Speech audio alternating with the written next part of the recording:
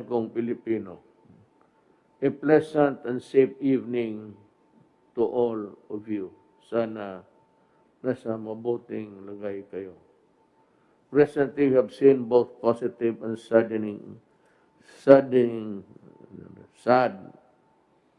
word is saddening, developments in our continuing battle against COVID-19, although we are consistently adding to and improving on testing capability as well as enhance our capacity for contact tracing. We have also seen a continuous rise in COVID cases, especially in the NCR. Now, this is what you get. We cannot prevent yung sige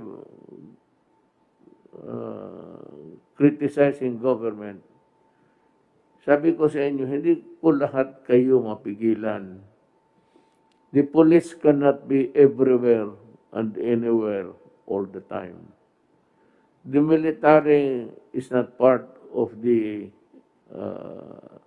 governance yet in the matter of using force or at least intimidating you with soldiers.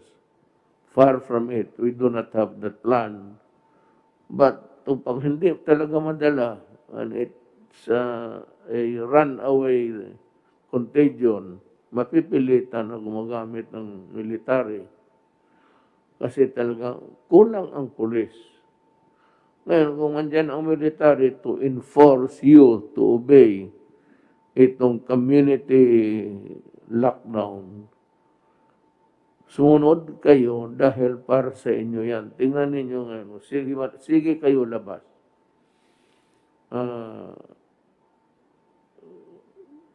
Di umami yung contamination ng pasa. Ito ang dilemma ko. Dito ako between the devil and the deep blue sea. Gusto na mga doktor na i-lockdown kung may mga na-infected yan. The percentage of the people affected in the community is not given any figure kung ilan sila. Ito namang sa kabila, kailangan natin ng palabasin yung mga tao, lalo na sa mga trabaho na kailangan talaga ng bayan, food and everything, and also to move the economy. Alam mo, ang mga doktor, sabihin ko sa inyo, pag hindi ko na talaga rin sila mapigilan, dahil po wala na akong pera na ibigay sa kanila. Kaya kailangan sila lumabas para magtrabaho. Yan ang ano ko. I-lockdown ko, ubos na yung pera na binigay ng Congress na bigyan kayo ng ayuda. Yung pera pang gastos. Wala na ako niyan. Sabi, on your own ka, totoo. Kailan lumabas ka para maghanap buhay, para makakain. So I'm telling the doctors, much as I would want really to give in to your demands, especially in the matter of lockdown, I want it because I do not want the contamination to continue. It's a it's a thing that's running like it's a continuing thing. Tapos, ito ngayon yung kailangan ko rin bitawan. So, do not be surprised if there's a rise. One, yung ayaw talagang maniwala that for any reason they want to get out and I don't know what you want to accomplish, but if it's food for your family, medyo tatanggapin ko yan kasi hindi ko na kayo mapakain lahat eh. Noon may pambigay ako. Kung meron lang akong pambigay, ibibigay ko sa inyo araw-araw para mabubuhay kayo, makakain. Problem is, the funds are already depleted. Deplete na ang ano natin, at kailangan natin ng magtrabaho yung iba. The challenges are daunting, but we will not be defeated because we have the strong faith in God. Totoo yan. And in the resilience of the Filipino people. Totoo rin yan. Sanay tayo dyan. Our National Action Plan against COVID-19 is also strong. At ginagawa namin lahat. Lahat ng magagawa. Ginagawa namin para sugpuin itong COVID. But for yung mga rason na yan, yung ekonomiya, pagkain ng tao, i-balance mo doon sa lockdown. Yun na lang ang magawa natin, hinahabol natin. And then, maligaya ako. Kasi ang Russia, kaibigan natin ito. Hindi tayo lang, wala tayong away sa Russia. Kaibigan natin. Ang ano nila is magbigay sila ng bakuna. Wala naman silang sinasabi, bayaran mo. Ito, tingin ko kay President Putin, tulong niya sa atin libre. Kaya ngayon, tinatanggap natin at kung ano ang supply, mag-usap pa kami kung ilan ang supply at kailangan natin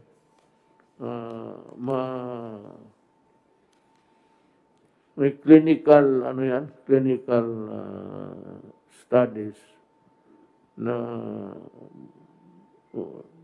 mag-injection muna tayo ng ilan tapos tignan natin ang resulta.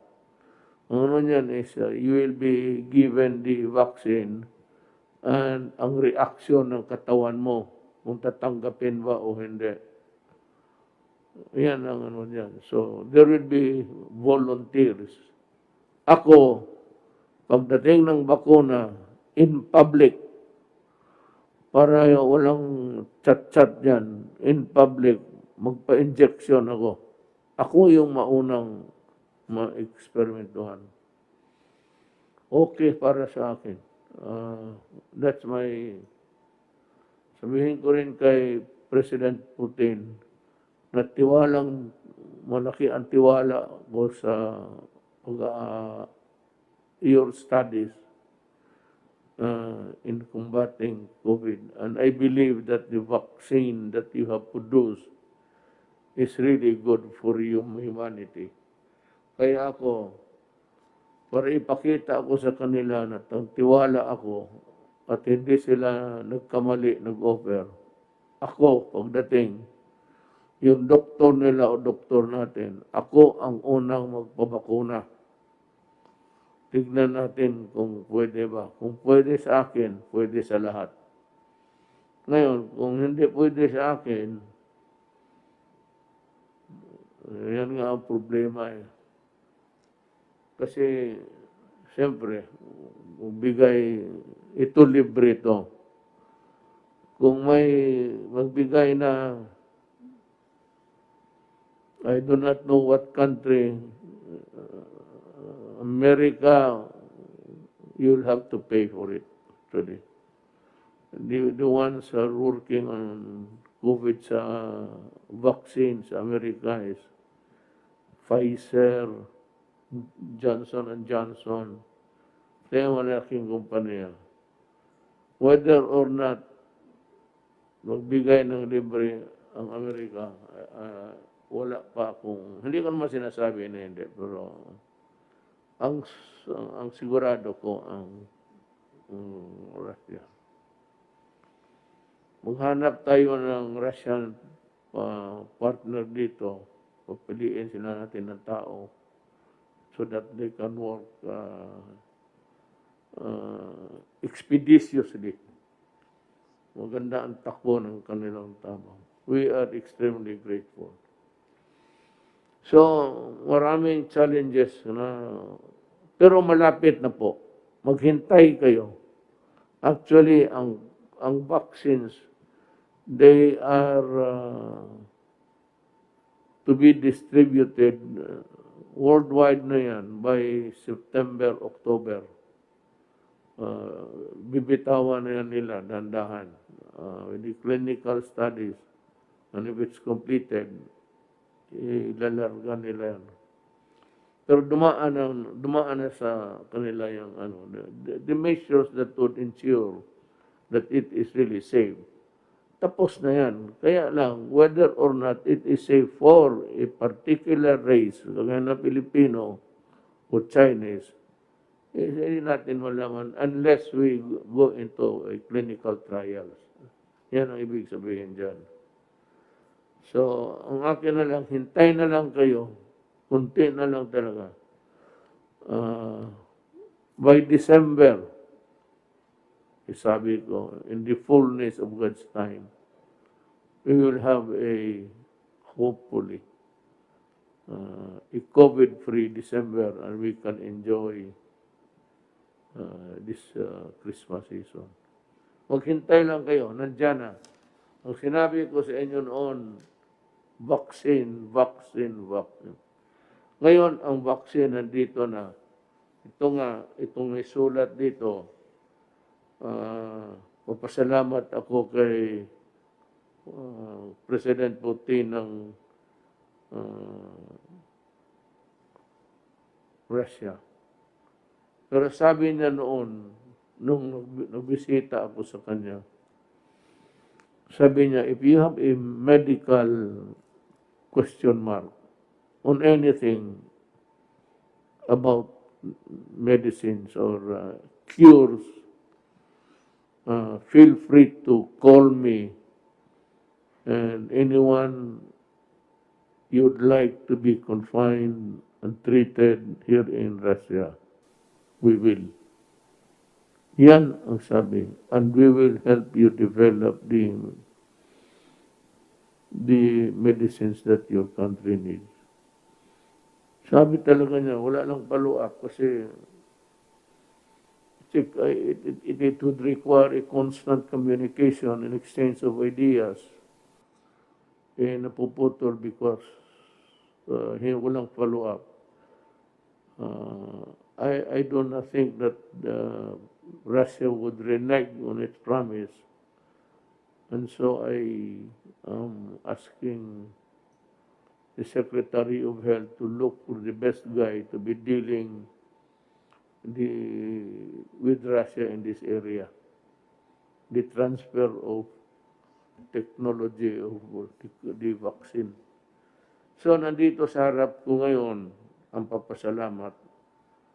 Hindi ko na lang basahin lahat. Basta, I said na galing sa puso ko, nagpapasalamat ko ako sa inyo sa mabuting loob ninyo sa Pilipino. And someday, we will makabayad man lang kami sa utang ng loob sa inyo. But I promise you that the Philippines and Russia will remain friends forever. And ako, I do not take sides in the geopolitical struggle. Basta ako, Russia. Salamat po, pipirmahan ko itong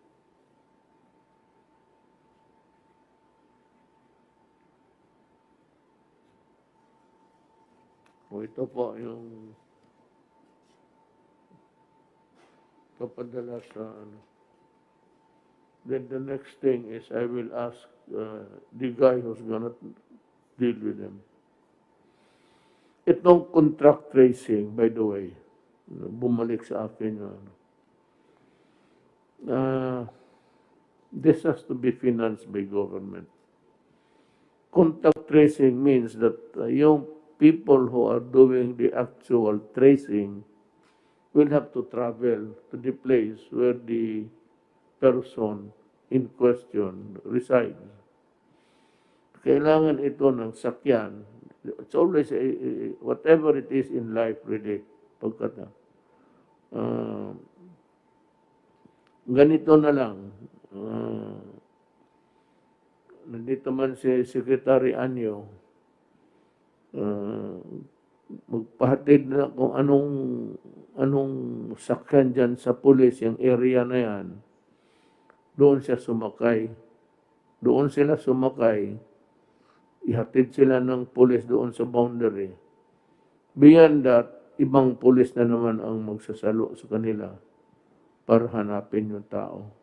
Because the police have the resources, pati yung barangay captain, na malaman nila kung saan ito nakatira.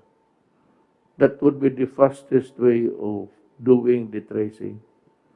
Kasi, pero kung may pera at may sakyan, hindi better. Hindi ko na mamulistya ang pulis.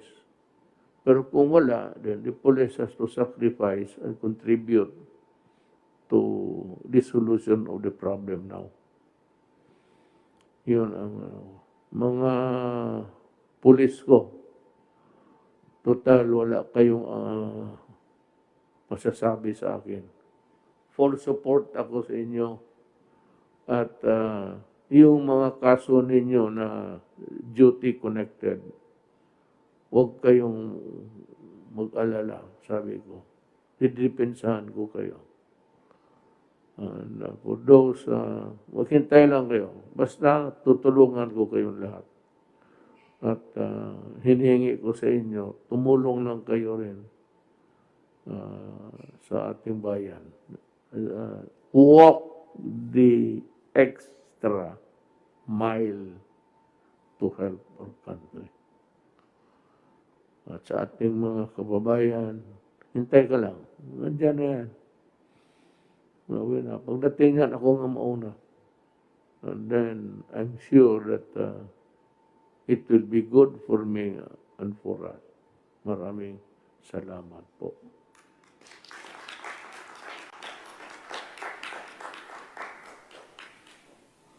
Yes, sir. Nasupokit ako. Opo, Mr. President. I-report ko lang po itong importanteng instruction po ninyo last week sa akin. Ito po yung tungkol sa mga application ng telcos ng mga telephone companies. Apat po na kumpanya ang nag-apply po, ang Touch Mobile and Globe Telecommunication, Smart Communication, ang Dito Telecommunity Corporation, at yung mga iba pang maliliit na mga kumpanya katulad ng Huawei at iba pang mga kumpanya. Sa utos po ninyo ay inimbentaryo namin yung lahat po ng LGUs kung saan po meron pending application for 2020. 55 probinsya at 25 cities. So, bali 80 LGUs. Total po ay 1,930 applications. Na-approve na po ay 1,502. Ang natira lang po ay 428 na pending application at ito po ay babantayan namin para siguradong hindi po magtatagal dahil sa lumang sistema, 241 days, 19 permits, at saka 86 document requirements. Ngayon po sa ating bagong sistema po na pinapapatupad ninyo, 16 na araw na lang, 16 days, at 8 permit na lang po ang kailangan, requiring 35 documents. So, sa loob po ng susunod na linggo ay babantayan ko itong mga pending na ito. At sisiguraduhin po natin na dapat ma-aproban at kung hindi man, dapat malaman natin ang dahilan bakit hindi na-aproban. So, bibilis po yung ating proseso sa application ng telcos. Ang pangalawa pong instruction po ninyo, yung pagpapalabas ng preventive suspension sa mga barangay captain na nagkaroon ng mga malversation, corruption, estafa, at iba pang mga graft-related anomalies dito po sa pagdidistribute ng SAP. Ang ating pong CIDG nakapagtala ng 155 criminal complaints At ako po ay nakipag-ugnayan kay Ombudsman Manuel Martires at ang kanyang opisina at naisabit na po namin itong mga kaso na to at within the week po ay inaasahan namin na initially ay 50 barangay captain ang makakaroon ng preventive suspension habang iniimbestiga po ng ombudsman ang administrative aspect ng kanilang mga kaso. So ito po ay merong 13 sa NCR, 13 sa Region 1, 10 sa Region 2, 3 sa Region 3, at 11 po sa Region 4A, total of 50 barangay captains. Ito po yung initial at ang mga iba pa ay susunod lang po sa patuloy na pag-iimbestiga ng ating ombudsman. So yun po yung dalawang importanteng instruction na ibigay niyo po sa akin last week at nagawan po natin action. Kindly include that, insert that in the talk sa programa. Importante kasi yan malaman ng mga barangay. I'd like to thank Secretary Anyo for his work in going after corrupt officials. Sabi ko na nga, ulitin ko, the reason why ang mga telco nahirapan kasi yung mga tower nila, it's not being acted upon. And there are so many requirements that are being asked by the local government officials. Ngayon, yung mga nahuli, talaga magdusa kayo. Sinabi ko sa iyo, I've never been serious as I can ever be in my life. Huwag kayong magkamali talaga. Ito, habulin ko kayo hanggang preso. Malalaki ho ang parusa ng graft and corruption. Huminto kayo at huwag ninyong pahirapan ang Pilipino, not the government. Kayo yung nagkaroon ng walang service, mahirap dito, kasi hindi sila makapagtrabaho, walang tower, marami kayong hiningi. And any permit for that matter. Mga sa local conversion, a delay of 200 days is totally unacceptable to me. I've been a prosecutor sa Tanod Bayan noon, wala pa yung ombudsman. At yan ang gusto ko talaga. My training at least involved a lot of prosecution of criminal cases in court sa corruption. So, yan ang ano ko ngayon. Maligaya ako sa trabaho ni Secretary Anyo. Talagang ipahabol ko kayo. Tsaka, walang pakiusapan. No mercy ako. Either supporter kita, tumulong ka sa election, sinabi ko sa inyo, ang pinakatulong na magawa mo sa akin is huwag mong pahirapan ang gobyerno to act. And these are the projects of government. Although hindi ang privado na kumpanya na gumagawa the actual building of tower, it is still a project of government. They are commissioned and paid by government exactly to do what they are supposed to do, to building the towers, to having a subdivision, getting a conversion sa council. Karamihan yan, city and municipal council. Do not give me that shit na abutin kayo. Kundi, demanda ko kayong lahat.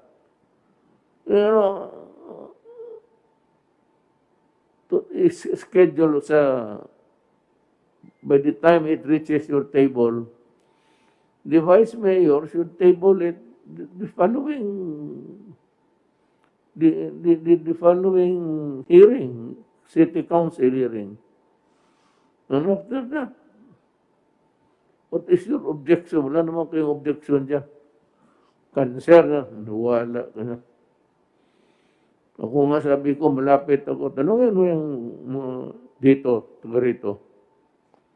Malapit ako sa tower. Nakikita ko yung pula na parang blinker. Kaya ako talaga, huwag kayong magkakamali. Itong PhilHealth, sabi ko, yayariin ko kayo lahat. Maniwala kayo. Yung mga inosente naman, wala kayong dapat, tahimik lang kayo at continue working. Pero yung ngayon ito, nakalusot kayo sa ibang maybe presidente, o dito sa akin, sad-sad talaga kayo. Maniwala. And with the help of mga cabinet members ko, hindi ko na lang ipagyabang, but these are people also, simple lang. Why? Why are they really helping me to get rid of you? Kung maaari lang patayin ka, alam mo bakit? Because simply, they love their country. Kung wala yung trabaho namin dito sa Pilipino, wala, it has no meaning. For the fact that they are here because they want to help their country. Ilan naman ang sildo nito? Si Secretary Lopez could go to the private sector, they can get paid 10 times the salary is getting. Ganoon rin si General Galvez, si General Anyo. Makahanap yan sila, magnegosyo sila, tutubo pa yung pera nila. But the fact is that they are also sacrificing. Ilan naman sweldo nila? Kakasakal kayo, bilyon-milyon kami dito. Pinakababa ako, Presidente. You know, totoo. How much? It's 194. Commute pa ako Davao, Manila. 2 asawa. Totoo man yan. So,